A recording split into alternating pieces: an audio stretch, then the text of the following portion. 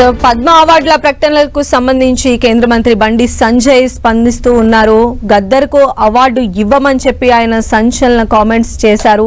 పద్మ అవార్డులపైన బండి సంజయ్ స్పందనని మనం చూస్తూ ఉన్నాము. రాష్ట్రానికి సంబంధించి అవార్డులు ఇవ్వకపోవడం పైన తెలంగాణ సీఎం రేవంత్ రెడ్డి కూడా నిన్న వ్యాఖ్యలు చేసిన నేపథ్యంలో బండి సంజయ్ వాటికి కౌంటర్ ఇస్తూ ఉన్నారు. గద్దర్కు పద్మ అవార్డులు ఎలా ఇస్తారు అనేటువంటి క్వశ్చన్ చేశారు బండి సంజయ్. గద్దర్కు అసలు పద్మ అవార్డు ఇవ్వబోమని చెప్పి కామెంట్ చేశారు బండి సంజయ్.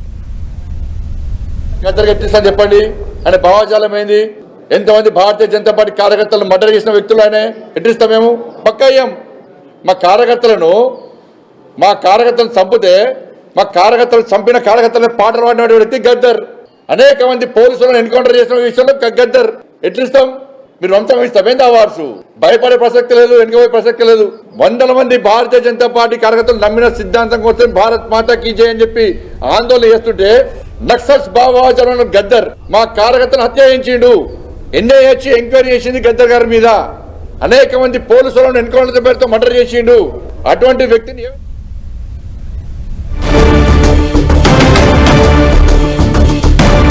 బండి సంజయ్ కామెంట్స్ పైన మరిన్ని అప్డేట్స్ మా ప్రతినిధి అజయ్ మనకు అందిస్తారు. అజయ్, బండి సంజయ్ కామెంట్స్ ఎలా చూడాలి? ఇప్పుడు ఈ అవార్డ్స్ కి సంబంధించి బండి సంజయ్ చేసినటువంటి కామెంట్స్ పైన ఎలాంటి కౌంటర్స్ వచ్చే అవకాశం కనిపిస్తోంది?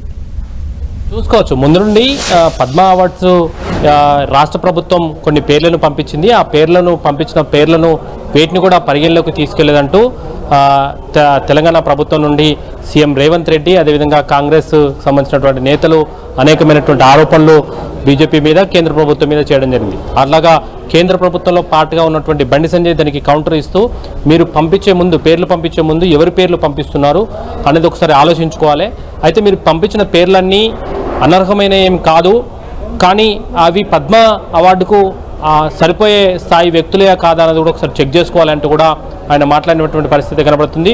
ముఖ్యంగా గద్దర్కు అవార్డు ఎందుకు ఇవ్వలేదు అనే అంశాన్ని లేవనెత్తుతున్నారు అని విలేకరులు ఆయనను క్వశ్చన్ చేయగా, ఎందుకు ఇస్తాం గద్దర్కు అవార్డులు? మా కార్యకర్తలను నమ్మిన సిద్ధాంతం కోసం పనిచేసినటువంటి అనేక మంది కార్యకర్తల చావుకు కారణమైన వ్యక్తికి మేము పద్మ అవార్డులను ఏ విధంగా ఇస్తాము, ఎందుకు ఇస్తాము, ఇచ్చే ప్రసక్తే లేదు, బరాబర్ ఇవ్వము అంటూ ఆయన కామెంట్ చేయడం కూడా జరిగింది. ఎట్ ది సేమ్ టైం అదే సమయంలో అనేక మంది పోలీసుల చావులకు ఆయన కారణమయ్యారు. ఎన్కౌంటర్లలో అనేక మంది పోలీసులను చావుకు ఆయన కారణమయ్యారు. అలాంటి వ్యక్తికి ఏ విధంగా పద్మ అవార్డులు ఇస్తాము? నక్సల్స్ భావజాలం ఉన్న వ్యక్తికి పద్మ అవార్డులు ఇవ్వాలని ఎలా అడుగుతారంటూ కూడా ఆయన క్వశ్చన్ చేసినటువంటి సందర్భం కనబడుతుంది. అయితే ముందుగా కాంగ్రెస్ నుండి అయితేనేమి, అదేవిధంగా ప్రభుత్వం నుండి వచ్చినటువంటి విమర్శలకు కౌంటర్ ఇస్తూనే బండి సంజయ్ ఈ రకమైనటువంటి కామెంట్స్ అయితే చేసినటువంటి సందర్భం కనబడుతుంది. గద్దర్కు అవార్డులు ఎందుకు ఇవ్వలేదని కాంగ్రెస్ నేతలు క్వశ్చన్ చేసినటువంటి సందర్భంలో ఇచ్చే ప్రసక్తే లేదు, నక్సల్స్ భావజాలం ఉన్నటువంటి వ్యక్తి అయినా అలాంటి వ్యక్తికి ఎలా ఇస్తారు? అనేక మంది చావులకు కారణమైండు. ఆయన పాటల ద్వారా మా కార్యకర్తలు చనిపోతే ఆయన పాటలు పాడినటువంటి సందర్భం కూడా ఉంది అంటూ కూడా ఆయన మాట్లాడినటువంటి సిచ్యువేషన్ మనం కనబడుతుంది. దాని మీద ఖచ్చితంగా లెఫ్ట్ ఆర్గనైజేషన్స్ నుండి అయితేనేమి, అదేవిధంగా కాంగ్రెస్ నుండి అయితే విమర్శలు వచ్చే అవకాశం అయితే ఉంటుంది. అయితే బండి సంజయ్ మాత్రం ముందు నుండి నక్సల్స్ ఐడియాలజీని అయితేనేమి, నక్సల్స్ ఒక భావజాలాన్ని వ్యతిరేకిస్తూ వస్తున్నటువంటి సందర్భం కనబడుతుంది. చాలామంది కాంగ్రెస్ ప్రభుత్వంలో నక్సలైట్ల ఐడియాలజీ ఉన్న వాళ్లకు బాధ్యతలు అప్పచెప్పారంటూ గతంలో ఆరోపణలు కూడా చేయడం జరిగింది. అలాంటి ఐడియాలజీ ఉన్న వ్యక్తులకు ఇప్పుడు అవార్డులు ఏ విధంగా ఇస్తారో, అవార్డులకు వాళ్ళ పేర్లను ఏ విధంగా ప్రతిపాదనలు పంపిస్తారంటూ కూడా మాట్లాడినటువంటి పరిస్థితి కనబడుతుంది. ఖచ్చితంగా దీనికి కౌంటర్గా ఇటు లెఫ్ట్ ఆర్గనైజేషన్స్ నుండి అయితేనేమి, అదేవిధంగా కాంగ్రెస్ నుండి అయితేనేమి వచ్చే అవకాశం అయితే లేకపోలేదు. అజయ్, అయితే దీనికి సంబంధించి తెలంగాణ గవర్నమెంట్ కూడా చెప్పింది, మేము పంపించిన వాళ్ళకి సంబంధించి ఎవరిని కూడా సెలెక్ట్ చేయలేదు, ఖచ్చితంగా దీనిపైన మేము లేఖ రాస్తాం కేంద్ర ప్రభుత్వానికి అని చెప్తూ ఉన్నటువంటి టైంలోనే బండి సంజయ్ చేసినటువంటి కామెంట్స్ ఇప్పుడు పొలిటికల్ గా కూడా ఇవి టర్న్ అయ్యేటువంటి ఛాన్సెస్ ఉండొచ్చు కదా? ఖచ్చితంగా పొలిటికల్ టర్న్ తీసుకుంటాయి, పొలిటికల్గా హీట్ ఎక్కించే అవకాశం ఉంటుంది. ఎందుకంటే ఇప్పటికే కాంగ్రెస్ ప్రభుత్వము కేంద్ర ప్రభుత్వాన్ని విమర్శలు చేస్తుంది.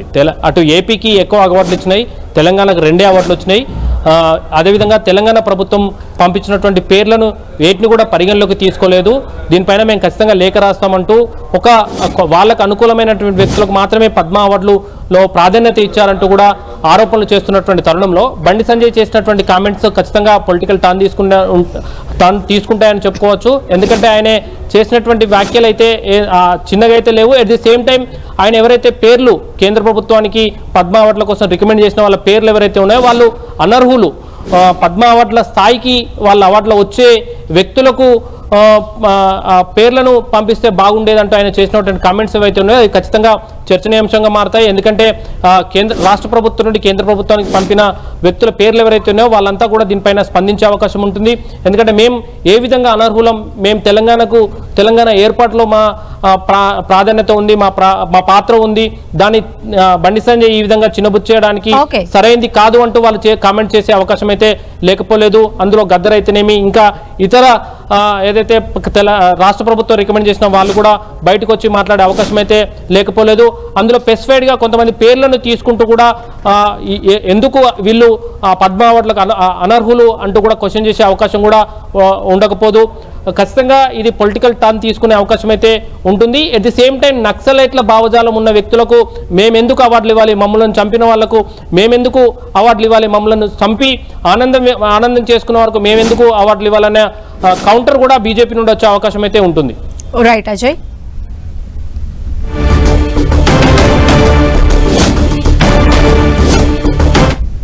గద్దర్ ఎట్టిస్తా చెప్పండి అనే భావజాలం ఏంది? ఎంతమంది భారతీయ జనతా పార్టీ కార్యకర్తలను మర్డర్ చేసిన వ్యక్తులు ఆయన ఎట్టిస్తాం? మేము పక్కయ్యాం. మా కార్యకర్తలను చంపితే మా కార్యకర్తలు చంపిన కార్యకర్తలను పాటలు పాడిన వ్యక్తి గద్దర్. అనేక మంది పోలీసులను ఎన్కౌంటర్ చేసిన విషయంలో గద్దర్. ఎట్లిస్తాం? మీరు వంశం ఇస్తామేంది అవార్డ్స్? భయపడే ప్రసక్తి లేదు, వెనుకపోయే ప్రసక్తి లేదు. వందల మంది భారతీయ జనతా పార్టీ కార్యకర్తలు నమ్మిన సిద్ధాంతం కోసం భారత్ మాతా కీ జై అని చెప్పి ఆందోళన చేస్తుంటే నక్సల్స్ భావజాలంలో గద్దర్ మా కార్యకర్తలను హత్య చేయించిండు. ఎన్ఐఏ ఎంక్వైరీ చేసింది గద్దర్ గారి మీద. అనేక మంది పోలీసులను ఎన్కౌంటర్ పేరుతో మర్డర్ చేసిండు. అటువంటి వ్యక్తిని ఏ విధంగా ఉంటారు ఇవాళ?